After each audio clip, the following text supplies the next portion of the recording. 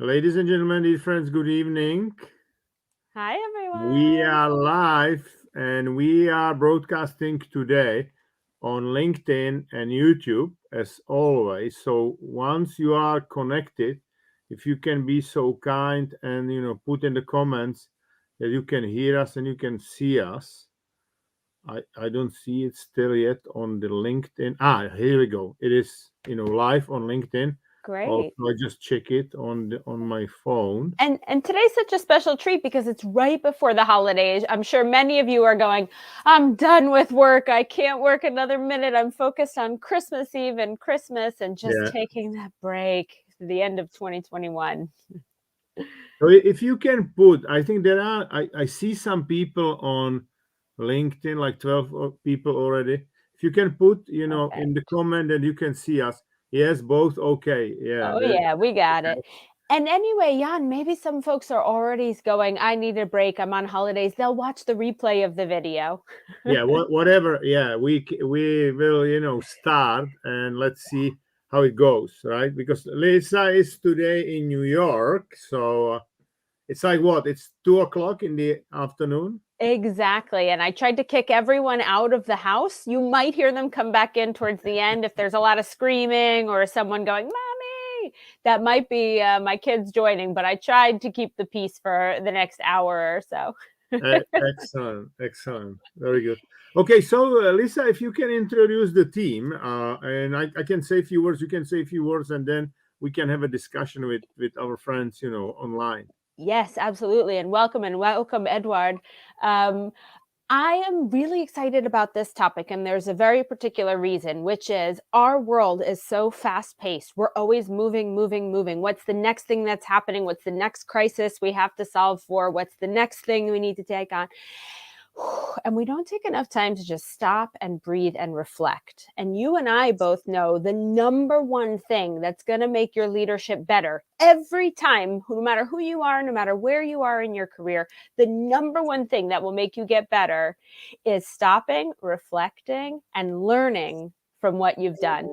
And so we're here to do that today. We're here to think about how do we as leaders, as team members, as human beings figure out how do we make sense of what happened to us in 2021, some great things, some uncertain things going on in the world.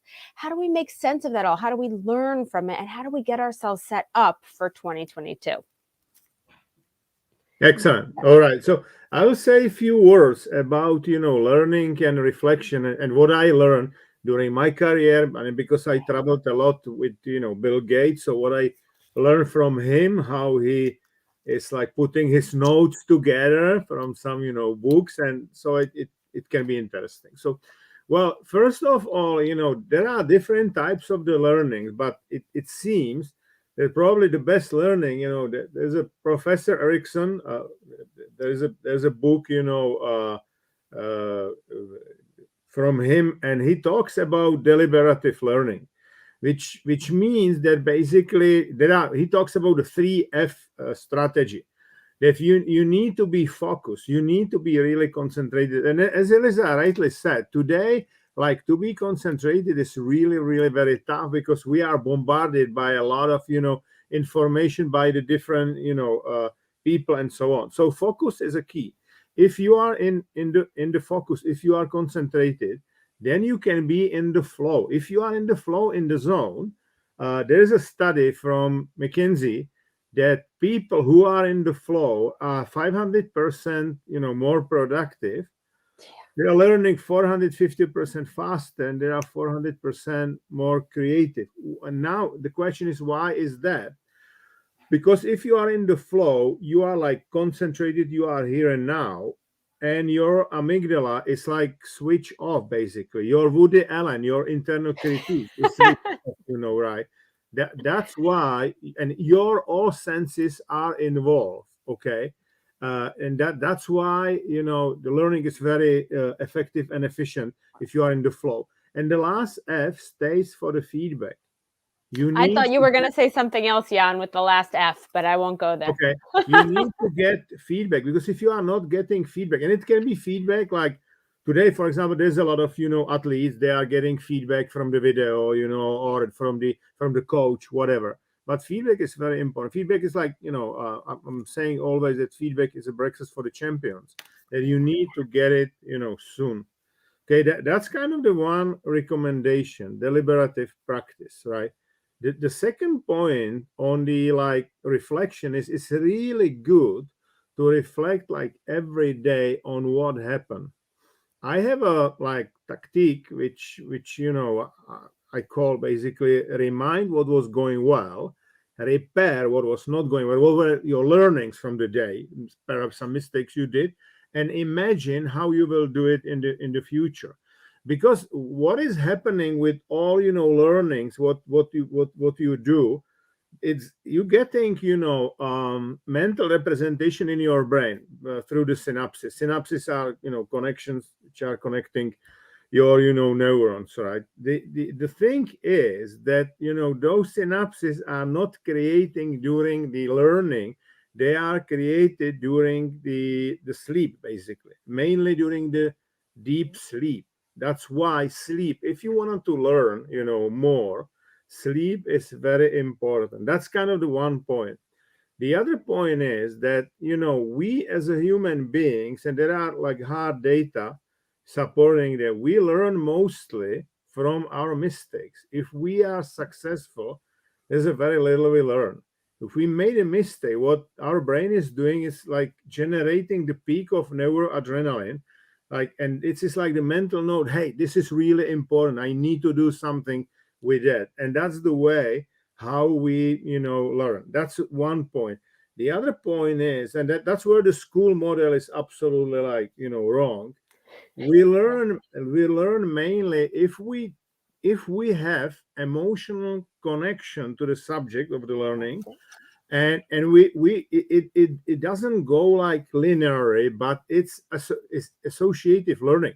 Neuroscientists are saying neurons which fire together, wire together, which means that in those neurons, for example, you're learning the history, you're learning some battle, okay, and then basically you have different in the different neurons different pieces of information, and once there's like story created, there are structural changes happening in your brain, right? So in fact, if you learn like through that emotional connection through the story, that's much better than to memorize. If you memorize, only chemical changes are happening in your brain, and this is not good at all, right? So those are like couple of things. Like it's a theoretical, but I think it's important when before we will talk about reflection and learning on some our own experience. So I will hand over now to Lisa. Yeah. Jan, you said too many important things. I don't even know where to start on picking up on the point. I think one of the first and most important things is having this growth mindset, which you've mentioned, which is we're focused on learning and we're focused on learning forward.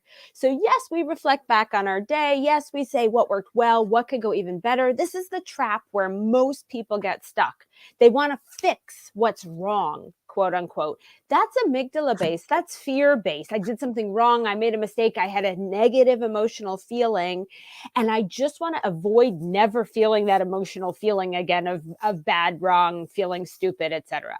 That's the opposite of growth mindset. Growth mindset uses this part of your brain, that prefrontal cortex, and it says, wow, this is cool. There's a new opportunity here for me to learn. Wow, there's something different. So you take the negative emotion, that experience that you have that's freezing you up, that's making you feel afraid, and you actually propel it forward. So, okay, what was it? Let me learn from it. And let me talk about, wow, what can I do with it tomorrow? And I think that that is the number one place where people get stuck. They get stuck in the fear-based part. They get stuck in the don't make mistakes. Let me fix my mistakes. Let me correct. Let me learn just so that I don't look stupid, instead of tapping into that natural curiosity.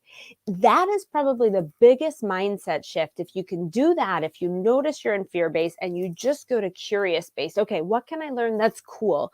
How is this going to be amazing for an opportunity tomorrow? If you can make that switch, you will find your energy shifts, your creativity switches, your possibilities for what you can create in leadership gets much bigger, because now you're hope-based, you're future-focused, you're excited about something. You're not in fear mode. And I think, Jan, that to me is the most important, of all the stuff that you're saying. How do we help people make sense of all that and really start to apply it? And I'm very curious, Jan, have you already started your reflections for this year? Do you feel comfortable sharing out loud? Sure. But I must say that I do reflection like every day, really, because if you, it is like, look, whatever you do in your life, you can be in the business, you can be in the sport, art, politics, whatever. Okay. There are two pieces of your performance. Number one, it's your skill set. This is pretty much built like around your talent, how you do the repetition of the activity, whatever. Okay. That's important. But, all like smart people are having skill set. Okay. But then there is something which is as much as important as your skill set, and it's the neurobiology. Basically, this is the cocktail you are able or you are not able to mix in your brain, right? Because your brain works like a huge chemistry. Okay. If you do something you like, there is a good environment, there is a good team spirit, a lot of good chemicals, good hormones like endorphin, dopamine, serotonin, oxytocin are generated, and you feel good, and it has very good impact not only on your like the physiology, but also on your mental state, if you will, right? On the other hand, if you are in the long-term stress, the stress is good provided that it's only like acute stress. Okay. It's like peak, and then you have like recovery, and then again that stress is helping you. If the stress is chronic for like long time, that's bad, and it has very bad impact on your health, but also on your performance. So those are two pieces. And now one of the activity I do every day, how to encourage dopamine, the good dopamine, not the dopamine like if you play some stupid games, right? But the good Exactly. dopamine, if you really feel, hey, I achieved something, right?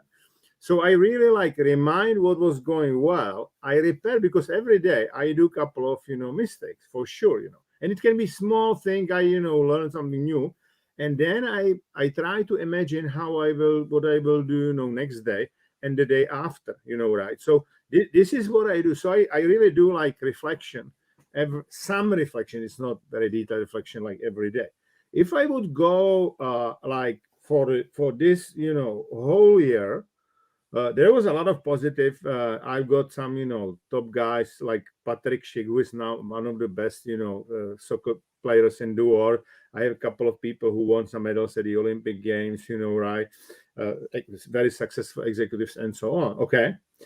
But obviously, there is a one learning. There's a one big learning in general, that the obvious things are not obvious. That's kind of my learning, and I explain you what I mean by that. Okay, uh, Patrick Schick was sent off a very important match, Czech Republic in soccer, in football, play against Wales, and Patrick Schick. There was a provocation from the Welsh, football player, and he basically replied it, but the judge, the referee saw only Patrick, so he was sent off.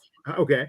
And obviously it is my mistake, because I didn't talk to him about this fact that once he's gonna to be so good, they are after them, always after those guys, right? Okay. So and for me, because he said, well, I was never sent off in my career, never ever, when we started to work together. He said, I was never sent off. Okay. Then I was like, okay, fine. So I don't need to talk about it. But I really did not realize once he's really like top shot. Everybody will provoke him and try, you know what I mean, right?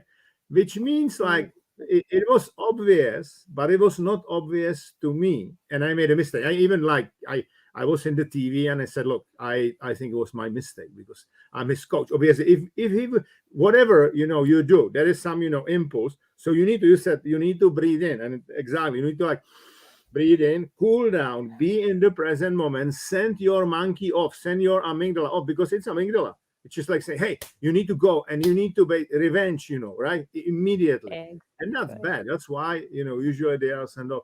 So that would be one thing that it's really a reminder obvious things are not obvious, and even those like small things are very important. I should not take it for granted, because sometimes you take things for granted because you have so many other things to tell and coach people.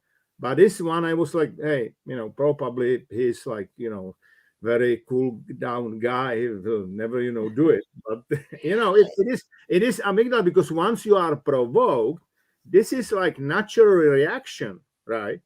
But obviously you can work with your monkey through the breath, because the breathing will keep you in the present moment, and that's the way you should behave, right? So that would be probably major learning. Obvious things are not obvious.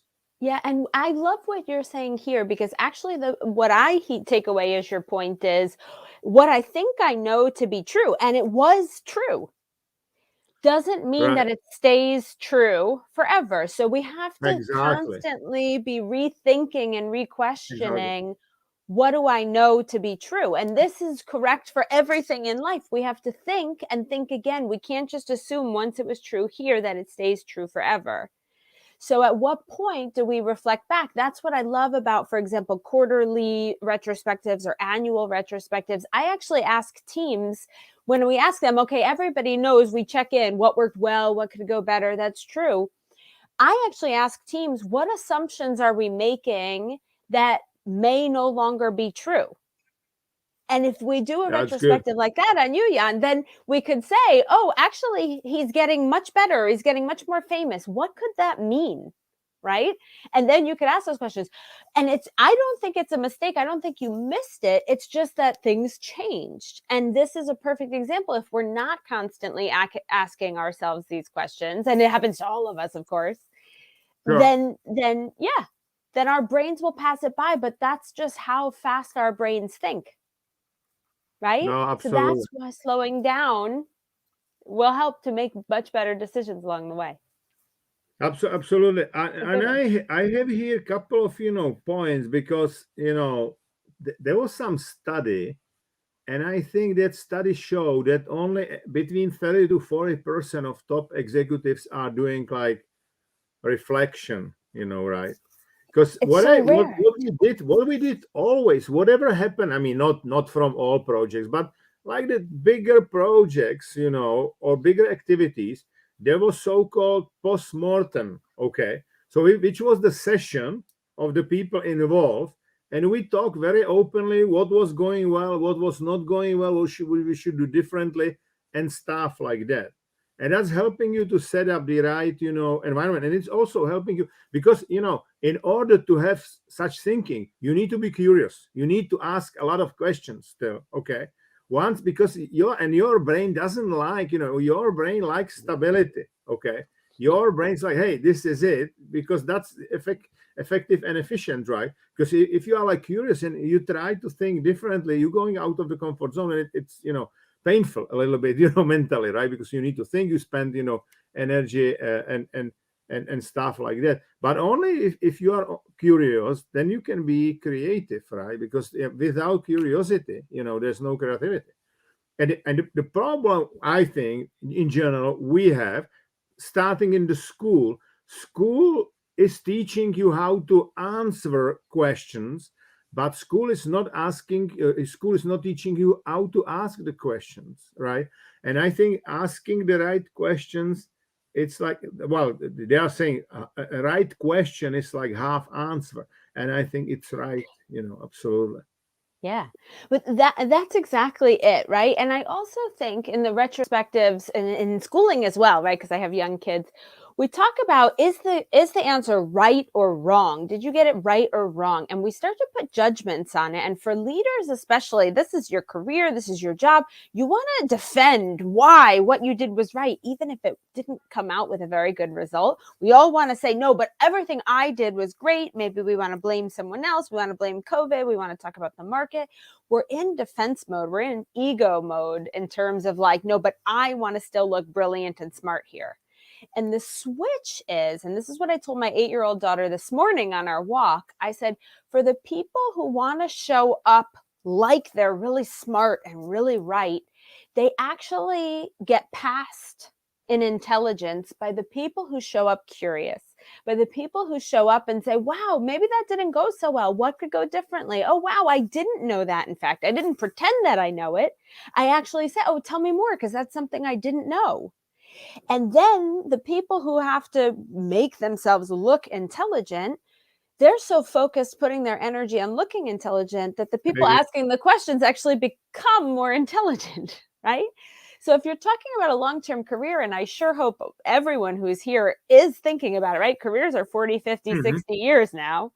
You have to think, I need to play the long game here. If I don't know something, and nobody is going to be able to know everything, especially not in the world today, then I have to show up going, oh, wow, didn't know that. Cool. Let me add to my knowledge base. Let me keep learning. Let me keep growing, because that keeps you secure that you actually grow your intelligence over time versus just trying to look intelligent and smart in front of your colleagues.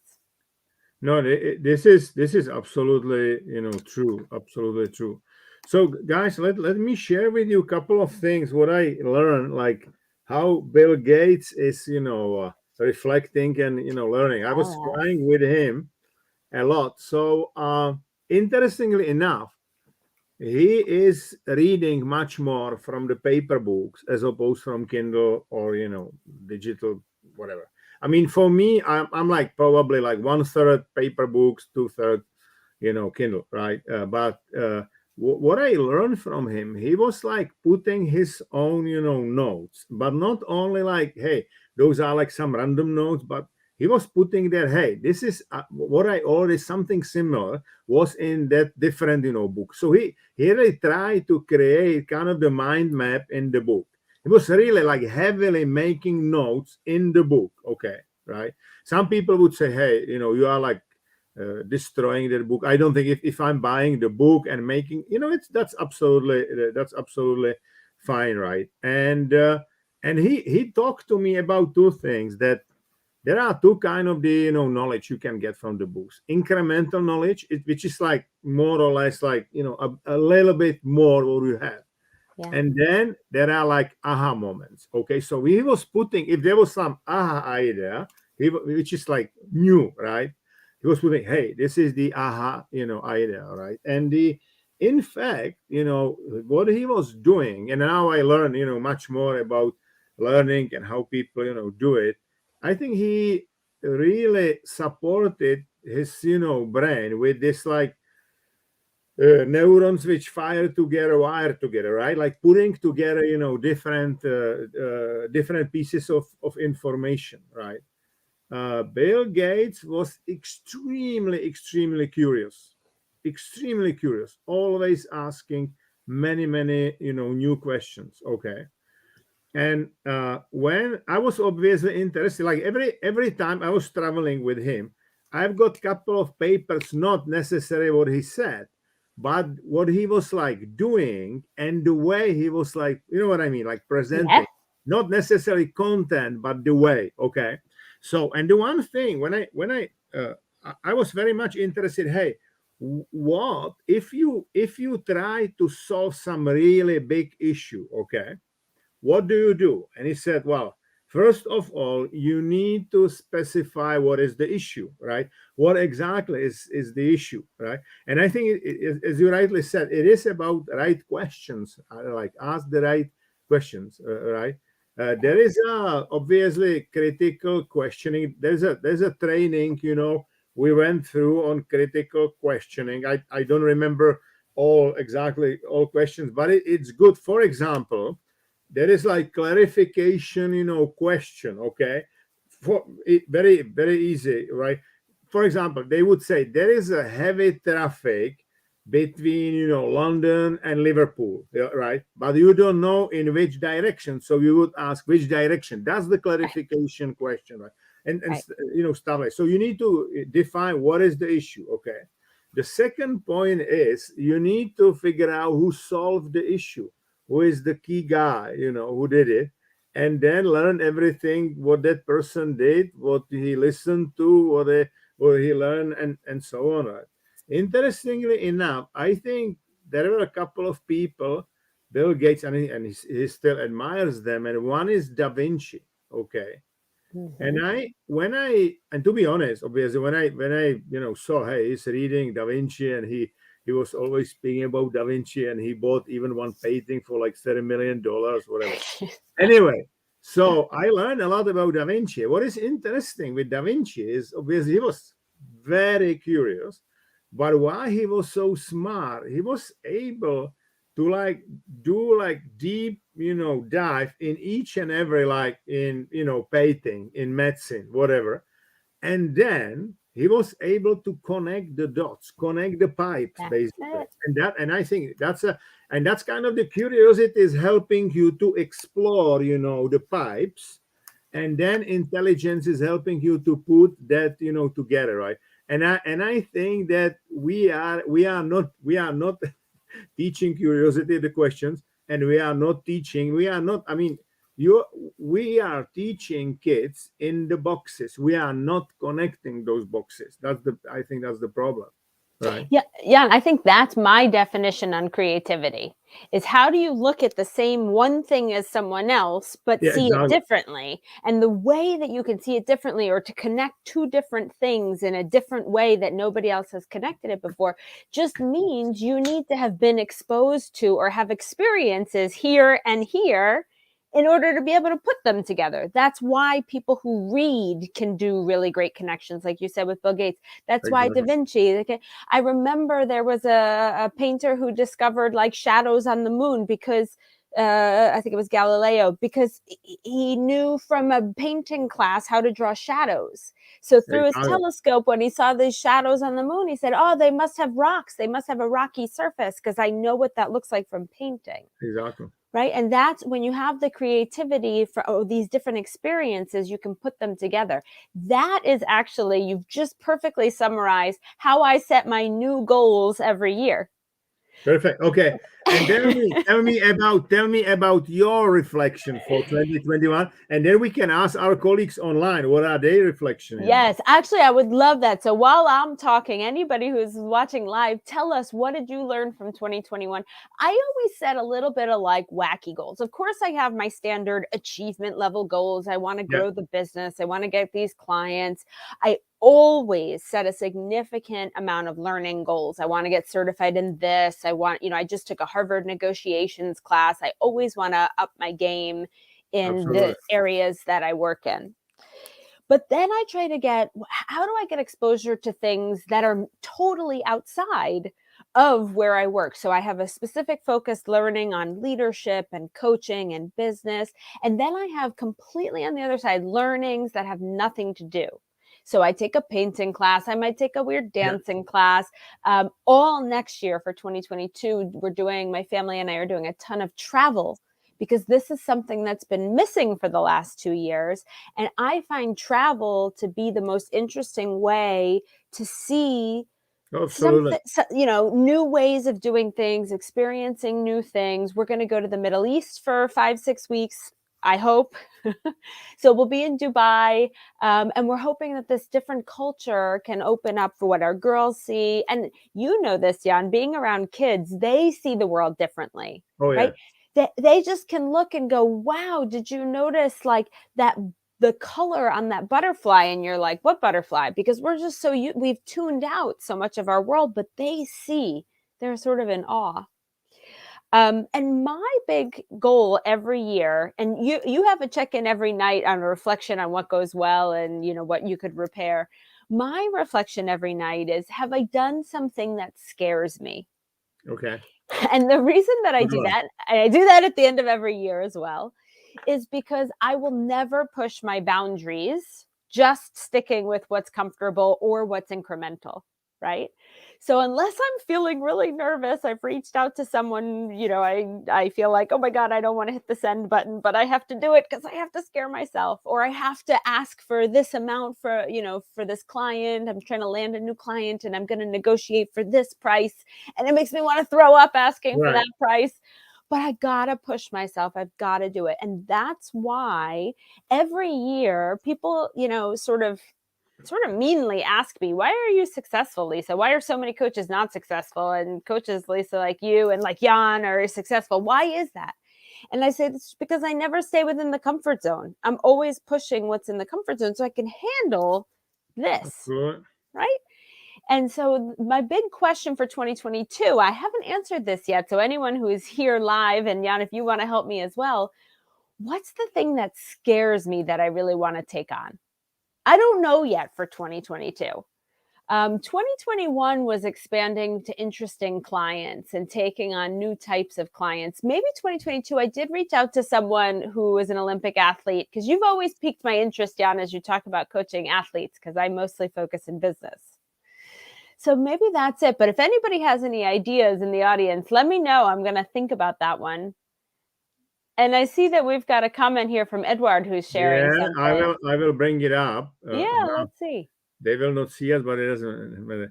Delivering top performance in an environment that is not used to dealing with top performance is the most difficult thing. Yeah, absolutely. Because there is a lot of mediocrity. Like, people are really like to be mediocre just in the comfort zone. Often a few bad team members are enough to prevent top performance. True. On the other hand, environments that deal with the top performance, expect top performance, are often too elitist and lack empathy and humor. That's also true, because I was doing some, interview. This is really good what, Edward brought. Yeah. I was doing interview about, football, right? And they asked me a good question, like how much is like football player like individual and how much is kind of the team member, team contributor, whatever. And I think it's kind of the fine balance. Okay. Because today, if you are really like top player, right, you are on the market because that team can sell you. If you are really playing well, they will probably sell you, right? Then maybe they keep you for some time. So you need to perform well as an individual, but you still need to, contribute to the team. Okay. So, and there is like fine balance, really. Those are like your, team members. On the other hand, if you are like Patrick Schick, there are probably 4 like people like him in in Bayern Leverkusen, right? So he competes a bit with those. He needs to perform well, so he plays every time, right? But so it's kind of a fine balance, and I think those guys, it is the same like in the business. It's the same in the business, and those guys who are able to do it are very successful. Because what Edward is talking about, and at the beginning of my career, I must say that I was a bit, struggling, because you are part of the team and then you are promoted, and those, who were your peers are suddenly your direct reports. You know what I mean, right? And they are like, yeah, come on, you were such a nice guy, and now you are tough with us, whatever. No, really. This is the real experience. But then it's like, hey guys, I'm like team player like you, by chance I'm just the captain, let's do it. And there is a lot of things which I think business can learn from the sport, right? This fine, balance, like, and then you have like situations like when Ronaldo was playing with Juventus, he was like, they were afraid, hey, Ronaldo would be so much dominated, so much prima donna, okay, and he was not. He behaved like older brother of those other players, and they really like him because they were playing with the best, football player in the world, learning from him and so on. So I think it is not easy. This is what leadership is all about, to make sure that there is a balance. There's a balance. But that's a top-notch comment from Edward. Absolutely. Yes, and I agree, Edward. What I see here is what's really important is which part of the brain is motivating and driving the behavior. Fear-based. I have to do well. I don't want. Lisa?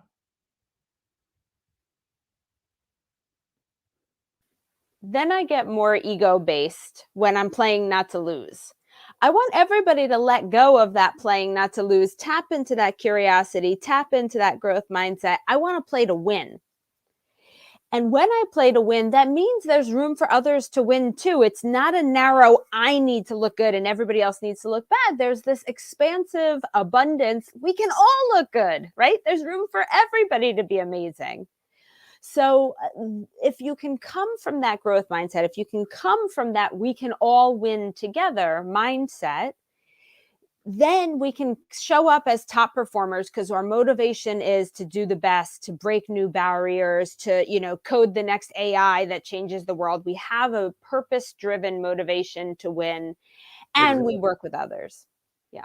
Yeah, and there is a look, when we are born, we are totally dependent on, our parents, then on the, school teachers and so on. Then we are like becoming independent, but the best teams are interdependent, okay, which means like they are really, there's a synergy, okay. My, talents would cover Lisa weaknesses and the other way around. We are really, and I think it's a job of the leader to create synergy in the team and inspire people. So there is a vision and they believe in what he believes or he or she believes. Okay.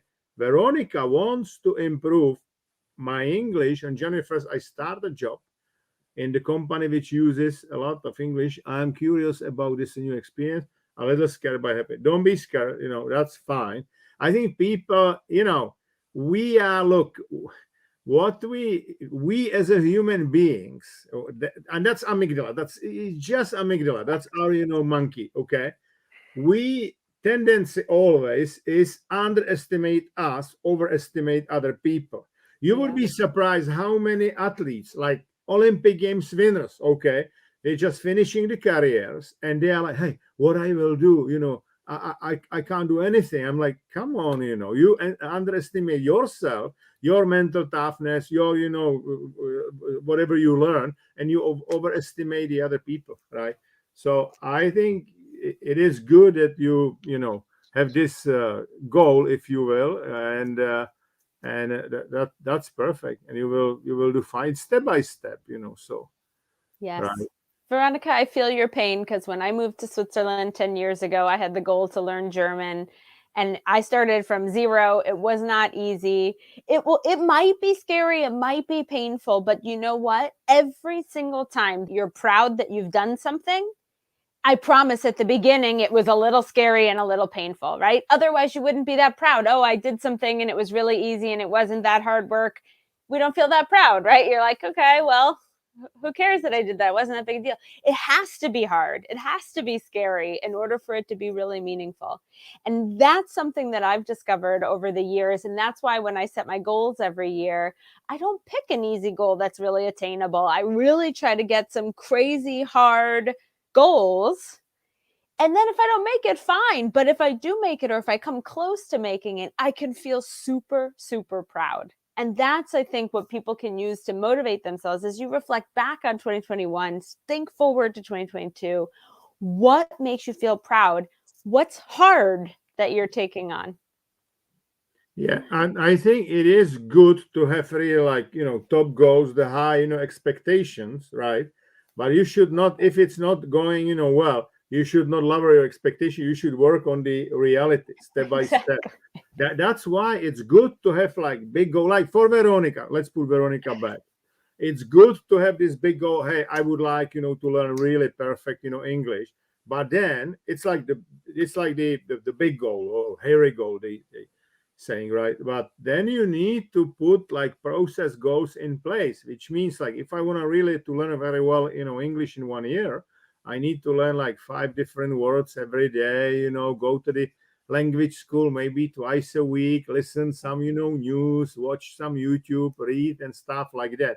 And once you will like finish like every day, your brain will do like mental note, hey, I'm done, and dopamine will be released, and the dopamine will give you like, hey, this was a reward, this is what happened today, and I feel good.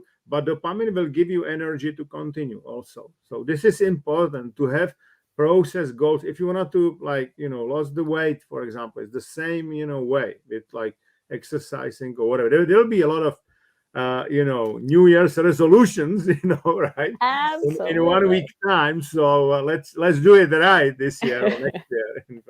And yeah, that's actually what I did in 2021. I had a goal around physical energy, right? And physical fitness and really just knowing my body.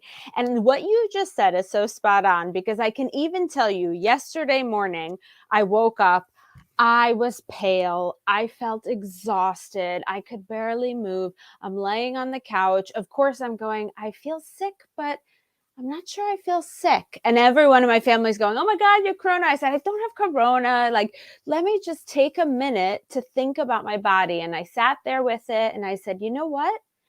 I feel low iron. This is what I feel like when I have low iron. And so I took some iron supplements, I ate some meat, and I already can feel just like that little bit of energy surge. That the fact that I could do that is because throughout the year I've been studying what is iron, what does this mean, how does my body get affected by food, this and that, and then I can have that level of clarity. That's the dopamine hit where I'm like, oh cool, I did it. I can figure out, what's going on with my body. Exactly. No, that's good. This is good. No, what I did, because I will be like in 2 weeks, I will be 60 years old. I said, hey, I need to do something really big. So I bought this spinning bike, and I do like now, I run like in the morning, whatever. But then I do like 1 hour, very heavy, spinning, because there is an app, and you can do like Alps. I did 2 days ago. I did like 1,200 meters, right? Oh And my. it was really tough. Jan, come to the real Swiss Alps. Come on, we'll do a biking tour to celebrate your 60th. Sure, absolutely. No, but this is good because you have. I mean, you can watch the TV, but it's very intensive, right? Anyway, Exactly. maybe I give you a couple of hints. The way my kind of the model how I learn. Okay, I try really whatever I do, even like physically. If I do like Nordic walking, running, whatever, I try always to listen some podcast. Sometimes I just listen like the forest, whatever. And if I do that physical activity, I have this, Sony recorder with me. It's like, very easy. There's like USB, what is it over here? You can, you can put it in your computer. And I'm like putting all like whatever I'm hearing, which is interesting, is there. And then I'm like making a lot of handwritten notes. Okay, because what I realized that if I do like handwritten notes, not on the keyboard, it can be handwritten on your PC, right? I'm using Surface, right? You remember it much better, and then I can again put what I learned from Bill Gates, stuff I know already. You know what I mean, right?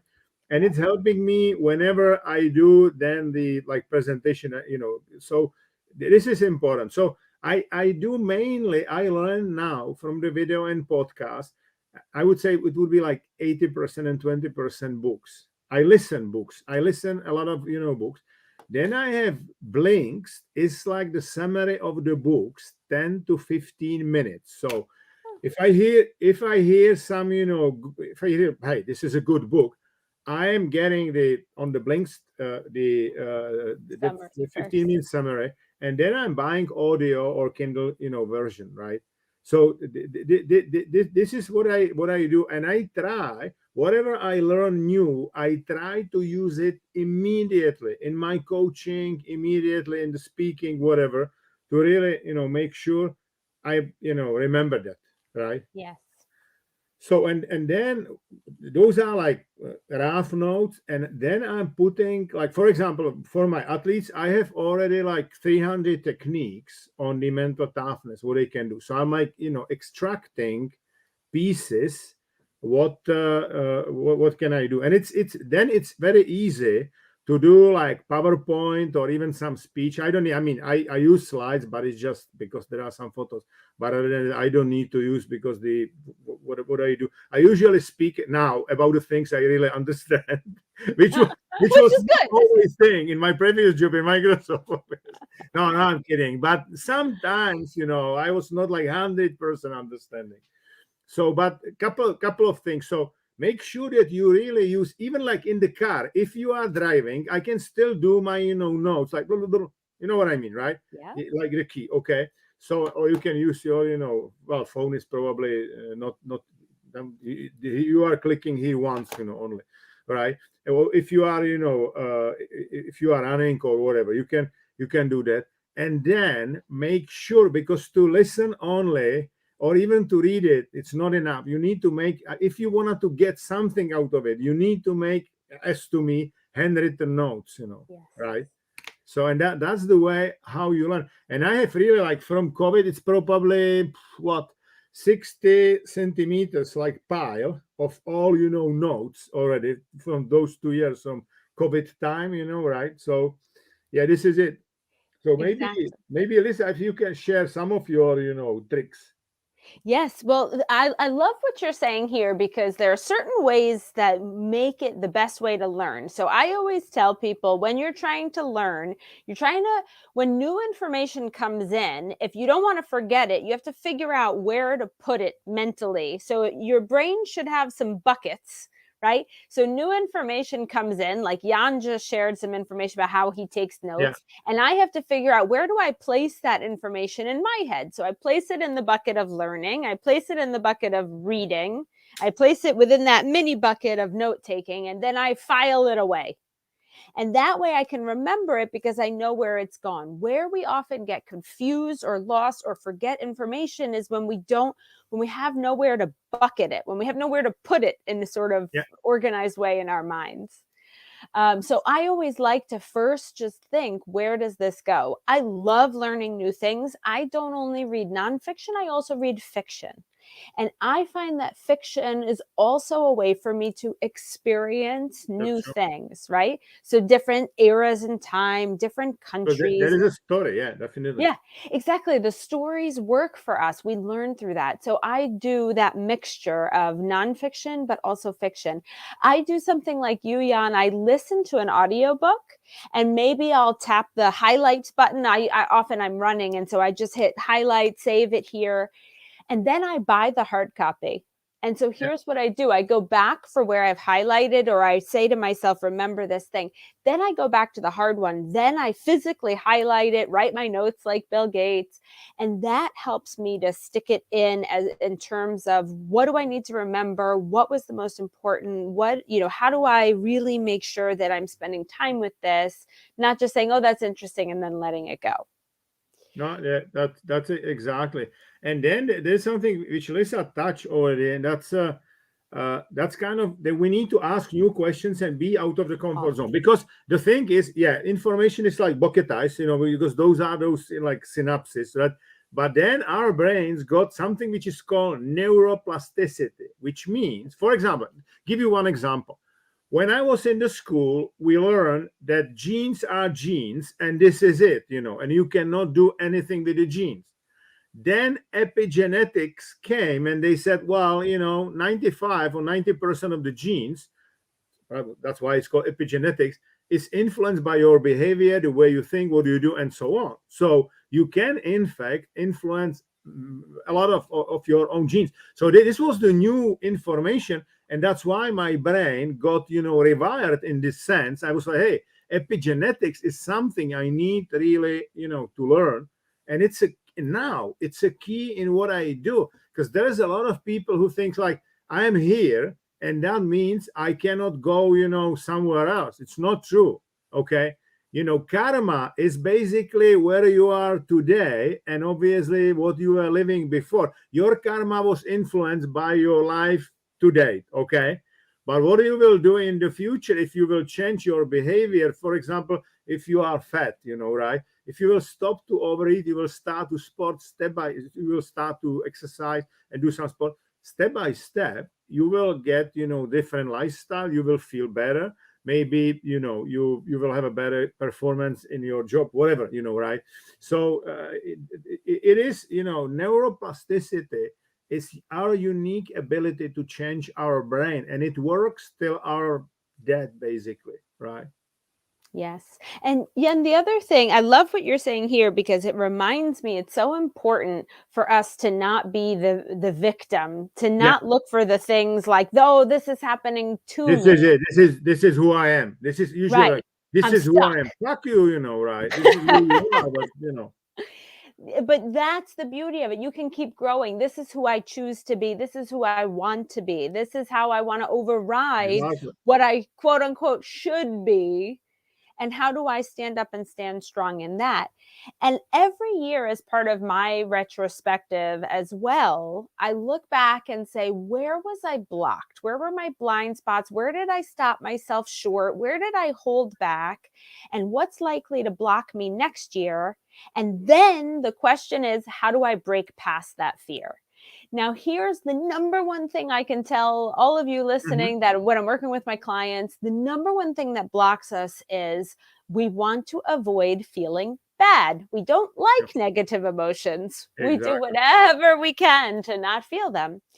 So if you're running from negative emotions, I don't want to look stupid, I don't want to look wrong, I don't want to make a mistake, I don't want to lose my job, whatever it is, whether you're fear, afraid, nervous, how do I get past those? Because on the other side of that, not avoiding your negative emotions is where the great parts of your life are going to come in. The 5 top regrets of the dying. There's a woman who's a palliative care nurse, a woman who oversees people who are basically dying. She asks them, what are your top regrets? Number 1 regret, I wish I hadn't lived my life based on what I thought others wanted or expected of me. Fear of other people's opinion. Absolutely. Yeah. Exactly. Because we are afraid that if other people would, that's in our subconsciousness. That's the nature, and that's the history. In the past, if people disagree, were out of the group, they pushed them, and they basically did not survive. They died, right? Because they were not part of the group. It's in our subconsciousness. But today it's different, but we still behave like, oh, I'm afraid what they will say. We're all terrified. And if you can break past that, if that can be for everybody here today, your 2022 goal, learn how to care less about other people's opinions, find more of yourself, be more authentic to what excites you. Honestly, I ask people all the time, they say, I don't know what my purpose is, I'm unhappy in my job. Great. What do you do on the weekend for fun? If you had a week off of work and it wasn't you just recovering from being stressed out, but you could really just make your ideal week, what would you do? Go find what excites you. Go find what's interesting. I was working in business. I was working in marketing. But actually on the weekends, I was reading popular psychology books, Malcolm Gladwell, Adam Grant. I loved this stuff. That's what I did for fun. That's the stuff I wanted to talk about. I wanted to go to salon dinners and speak philosophy. I'm a loser. I'm a geek. I know. But that was fun for me. And that's when I figured out, there's this thing called coaching where you do that for a job. So if you let go of trying to be what other people think you need to be, and you actually just figure out what excites me, what's my passion, what am I interested in, what would I do if it were just me, and close that gap in 2022. How do I get a little closer to being authentic me without FOPO? I love that, Jan. Fear of other people, what they think. Opinion. Yeah, because here's what happens. This is, people never believe me until they experience it, and then it's 100% true. Once you find the thing that you naturally love and you really would put lots of effort in, you're naturally talented and skilled in it, then you get to be the best in your field. And then people go, oh, wow, look how great you are. You're amazing. Even if you are a person who, I don't know, collects Pokemons and you become the #1 Pokemon collector in the world, people will admire you. People will tell you you're great. People will find your greatness in that, as long as you give yourself the freedom to go and pursue what you love. You will be good enough. So you don't have to worry. Yeah, I think it is about growth mindset, right? We talk about it like every day, a bit, out of the comfort zone. And if you will do it, I mean, like remind yourself what was going well, repair what was not going well, and imagine, right? You will build a growth mindset, because excellence is something different from perfection. Perfectionists are usually dependent on the other people's opinion. Excellence means I'll be better version of me every day. I will improve a bit, every day.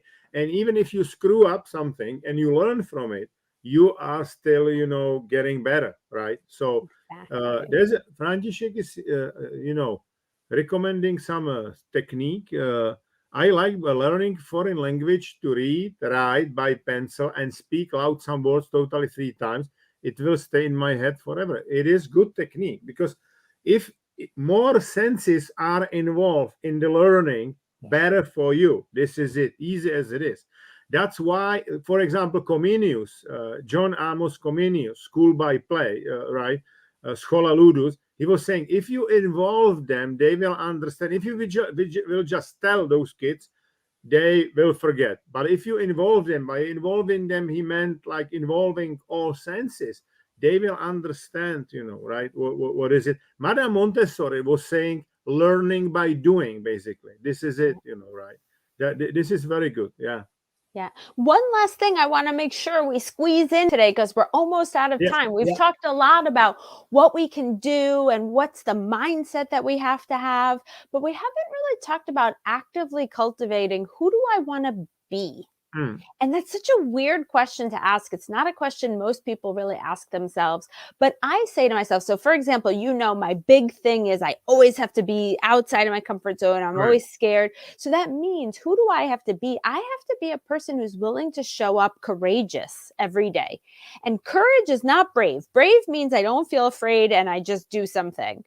Courage is I feel afraid, but I do it anyway, right? Yeah. So I have to tell myself, before I'm scared, I just tell myself, okay, how I'm going to show up courageous today, or I'm going to show up patient today when I don't have patience for my children, or I'm going to show up calm today, even though I know I'm going into a stressful situation. Right? The moment before I had to give a keynote speech this year to an MBA program, to a top MBA program in the world, actually, that's a little intimidating, right? It's a little nerve-wracking. Is it going to go well? You never know. I'm going to show up calm, confident, ready to inspire. And that's who I needed to be in order to go do all those great things that were going to lead to my achievements and success and goals and yada, yada, yada. So too often we forget to think about the being part. We just think about the doing part, and actually they have to go hand in hand. So keep this in mind as you're planning your 2022 goals, not just what do I want to achieve, what do I want to do, but who do I want to be in 2022? There is another one, Michaela, or looking at the films with English subtitles helps me. Absolutely. Good one. Yeah. I will add what Lisa said. It's absolutely true, because, if you have a courage, that doesn't mean necessarily you don't have a fear, right? Yeah. But the way you work with your fear is really essential. You can say, I'm fearful, or I have a fear, which means like my logical part of the brain, prefrontal cortex, as Lisa rightly said, it's like giving up, and I'm handing over the management of my brain to amygdala, to the monkey, okay? And then usually there's like emotional hijack and you are done pretty much, okay? Yeah. But if you will say, I observe my fear, observation, right? Which means like my logical part of the brain is observing that there is something happening. And you can ask, why do I feel the way I feel? And then usually what can happen, you can change anxiety to excitement. Okay, you can, hey, there is some fear, but I go and I do it, right? In fact, guys, there's a one thing. If you wanted to perform very well, you need stress hormone called adrenaline. I'll, write it for you. It goes like this. Okay, if you put here. And this is hard to do with the camera, I know. It is like, look, if you would go there will be performance, and here adrenaline. There is a peak level of adrenaline called euadrenaline, that you really feel good. You feel like, hey, I do it, I go. If it's over, obviously, if it's too much, your performance goes down, right? You can be over motivated. This is like this is this peak, and it's really there. You can change your anxiety into excitement, like, hey, I'm looking forward. Because you probably know it, right? Sometimes before the presentation, or before you will go for some run, like the race or whatever, you feel like nervous, but it's like that nervosity, hey, I'm really looking forward to be there on the stage, or to race, right? And this is it. And once you will start behave like that, you will do you will do much better job with your fears. I mean, I have also fears. Like, look, I learned about my fears when I was in the mental hospital and so on, about anxieties and stuff like that. But then, and I was fearful when there were turbulences, okay, but I could not manage that fear at all. Now I'm still fearful at the beginning, but then I'm starting to like breathe in, breathe out, breathe in, breathe out. Okay. I'm cooling down my amygdala. I know what to do basically. I'm like, I still feel like, hey, I observe my fear. And because I observe my fear, I can do something. Before that, I was not able to do it. Sometimes like my neighbor was saying, hey, just breathe in, breathe out. No, really. I mean, everybody got something of it. Not if there are like small turbulences, it was not the case. But obviously, if you do like 200 flights a year, chances are that 10% will be some turbulences, right? And this is it, right? Absolutely. Yes. Well, Jan, on that last note here, what I want to tell everyone is to break past this fear, to break past our bodies running us. I have a mantra that I always tell myself when I notice I'm being blocked by fear, I'm feeling nervous, I'm feeling whatever. I tell myself, I run my mind doesn't run me. Or Exactly. I That's run a good my one. body. That's My a good body one. doesn't run me. So when it's starting to have a panic attack, it's like, nah, that's not what I'm choosing right now. I'm in control. And I take back over. What do I want in this situation? What do I want out of this? I run my mind. My mind doesn't run me. And that helps Exactly. me to break out of it and go refocus. Yeah. What is it that I want? The issue is that people still think, but very rarely we are thinking about our thinking, right? You need to start, if you will start to think about your thinking, those thoughts are generated by your subconscious and 90% are the same every day, right? If you are able to, manage them, it's like, I mean, it's fine to have some negative emotions or negative thoughts, but you need to work with those thoughts, right? And Exactly. as you said, manage them.